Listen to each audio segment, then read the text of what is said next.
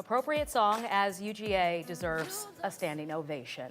The game is over. The camera crews from all over the country slowly beginning to filter out following the big title game. Yeah, a lot of preparations went into making sure everything went off without a hitch as Atlanta was pushed into the national spotlight. So how did we do? Rebecca Lindstrom is here now to break it on down for us. How did we do? Well, especially when you consider a lot of people keeping their eyes on the city right now, sort of as a preview of what may happen when we host the Super Bowl. So I want to start with traffic, and you may have something to add in on this. But for now, we're giving the city a B when it comes to traffic. Before the game, most people, they were singing the city's praises.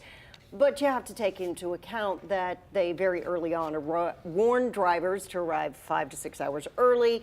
We had schools that went ahead and canceled due to weather, and that really did have an impact on the traffic coming into the city and therefore leaving the city before the game. Now, when the game was actually over, Clark, you were talking about this. Some people reporting waiting 45 minutes, an hour to get to the freeway. And you're right, that should be expected when you're leaving a big event.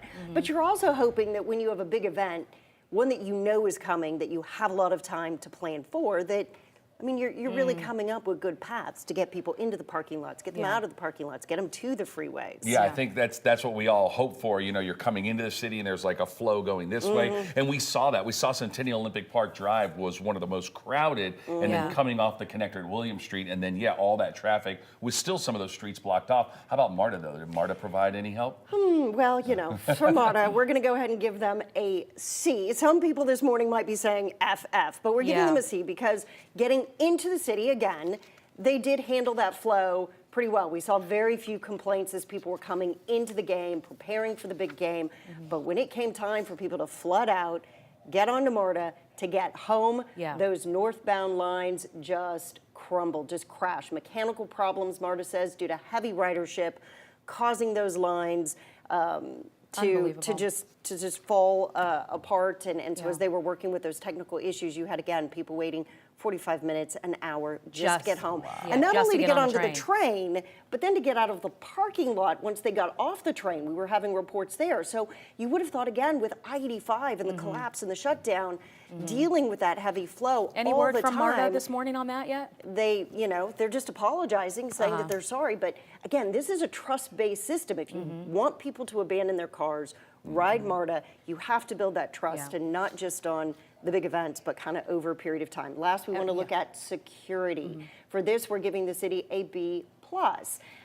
Again, no major issues to report. We had the president in town, so certainly there could have been, with protesters, a lot of things that could happen, but we didn't hear about them, so that's wonderful. I mean, in that regard, a big thumbs up. But again, we had the people complaining that they were waiting up to 90 minutes in the rain, in the cold, just to get inside the stadium. The stadium, of course, saying that this is in part because people were trying to use umbrellas that were too big or bring in prohibited items. And again, with the president's visit, we all just know that's going to delay the process. Secret Service is going to do what Secret Service is going to do. But I saw some tweets out asking people to take off their layers and just make it simpler when they go through, but those lines were extraordinarily long as well. And then dealing with the stadium, with the leak possibly leaking. Did it leak? Did it not leak? They still haven't explained what the water was coming from if the roof was not in fact leaking. You can't have a world-class event in a world-class stadium if there's concerns that your roof is leaking. So something to think about before the Super Bowl. No bueno. It is 5:19 right now. Let's get a check